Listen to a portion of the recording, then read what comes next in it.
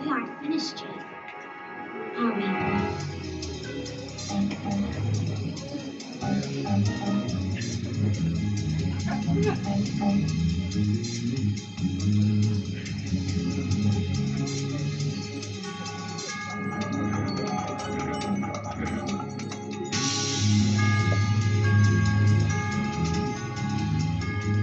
It's been 15 years since Coraline was released, and here we are with a combination of the crew who worked on the original puppets, and some of whom are working on Coraline puppets for the first time, bringing her build into the modern age.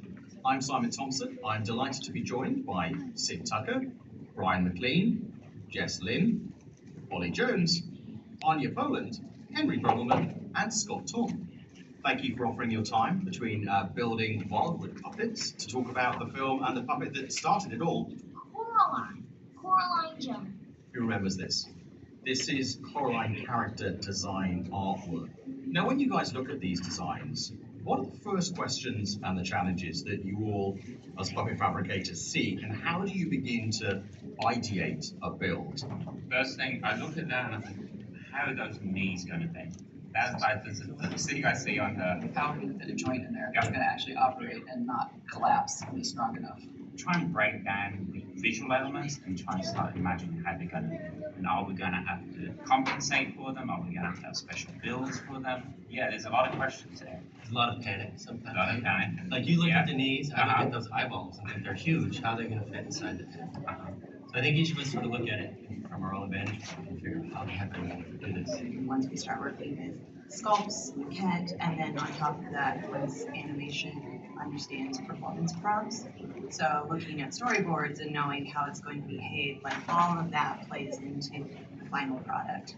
So something maybe may lose a certain shape in that design, but we gain something for a performance element. What drives a lot of that is just the expectation. The animation trying to produce has a lot more fluidity, has a lot more naturally to it. And so that goes into everything. Our armature design, how we engineer costume, so that expectation is going to drive for everything. It's also really easy, I think, to forget everything about her was a conscious choice, especially in her case, she's incredibly asymmetrical. And it can be so easy to kind of be like, oh, I'm just going to shore that up, you know, kind of like that side or that, and forget that it was like, no, that was a choice. That was a design choice at the time. Like that. Yeah. It's fun. Because, you know, one knee is significantly higher than the other, and that's on purpose. What has changed in puppet fabrication since 2008? So one of the benefits that we all can have access on this digital model now is that we can make costume dummies so they can start the costume much earlier in the process, but it also lets us make digital molds while everybody else is looking at the armature or the costume. And the fact that this is printed makes you able to print more molds at the same time. Yeah, it was definitely more sequential. When we say that this was our original Coraline, that meant one sculptor had made one plate thing, and that was it. So we had to give this delicate little thing to a mold maker and say, don't mess this up. This is it. Yeah, and it was a lot harder to reiterate on, like, if you wanted to change anything on the body sculpt from how you had like the revisions to the original as well, which in 3D now can just overlay that. Making copies and copies each time, and it's a challenge with fidelity as we are learning, as we're trying to recreate Coraline now, 15 years later, trying to capture what we did the first time. Coraline was Micah's first film, so a lot of the structure for that film was built for that movie. We have a lot of versions of Coraline that we have to sift through to try to to figure out what is our original. Because we made Coralines for different purposes.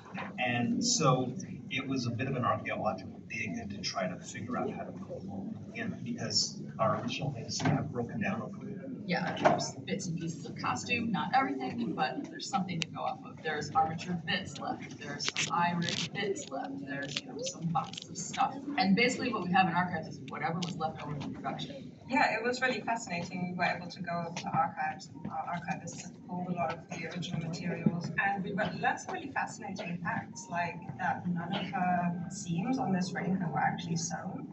They were all glued, and I was able to really study these and sort of see what's on the inside, and all the foam on the inside is crumbled.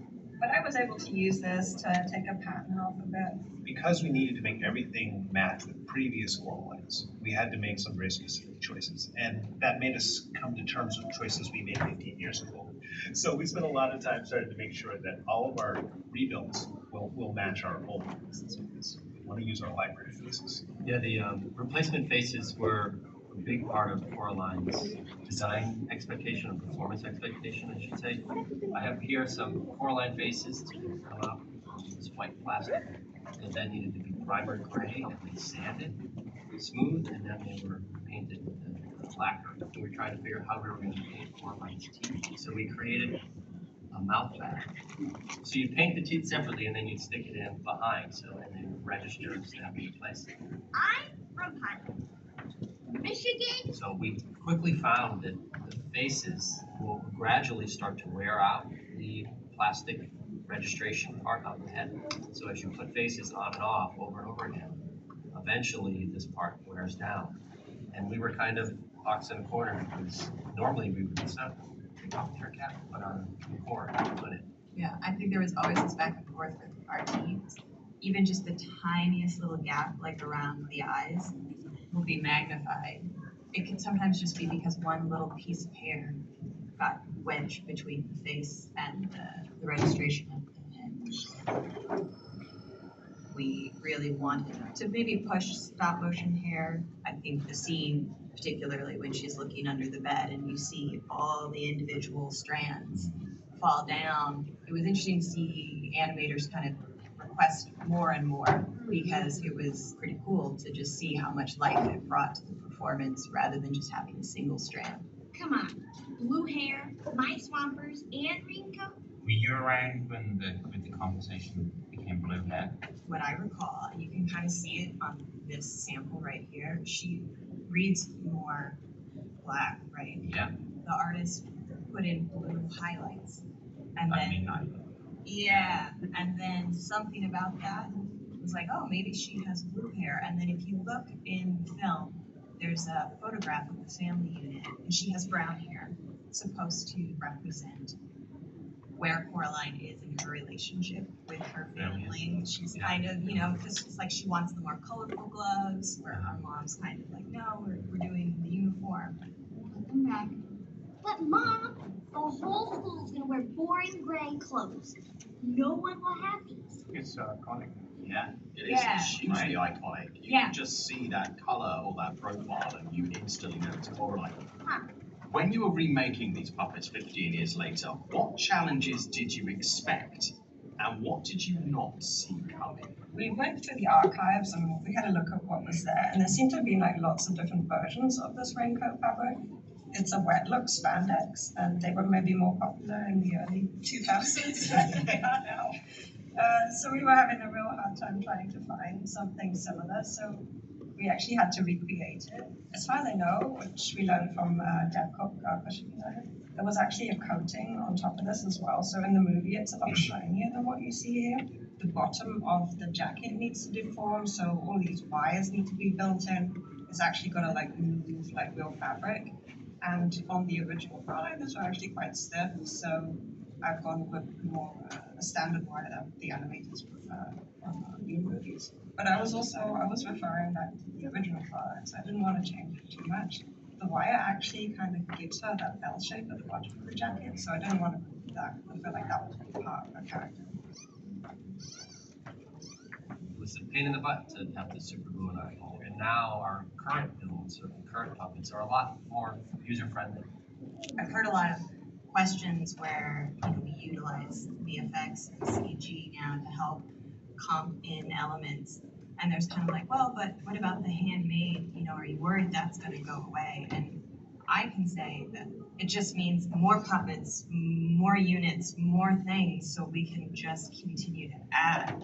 This idea of the computer coming into stop motion was a real fear, and I think and it was truthful, because a lot of people in stop motion had just gotten kind of burned by everything that they were used to was now being done in the computer. I brought a friend. It's great to see just how there's been this real acceptance of trying to use technology in a really artful way and don't have to lose the handmade quality. It's not like our movies, how long it takes us is getting any shorter. If anything, it's like, well, we saved time there, so let's get more ambitious here. It's like we've never done it to be like, hey, save some weeks. Any efficiency is quickly absorbed more.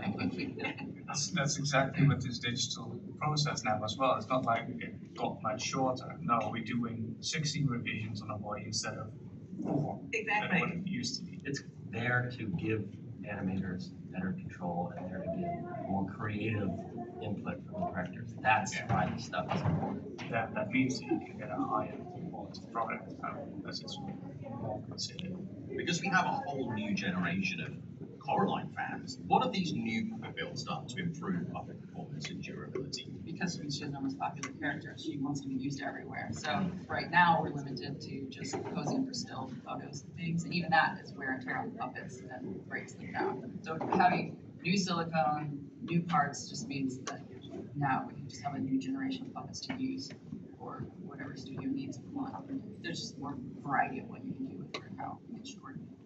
It's so thrilling to have something this special, and the fact that we're making new ones that can kind of broaden that experience for people. We're really lucky to have this opportunity to both work with Coraline again and to further her interaction with her audience. What this gives me is a reminder that the work we were doing 15 years ago, it was hard then, it's still hard now, and we're still pushing. Our tools are better, and we've learned a lot. We've inspired new people who can bring sort of new life to stuff we've done in the past. It's what feeds our future, is the seeds of forward.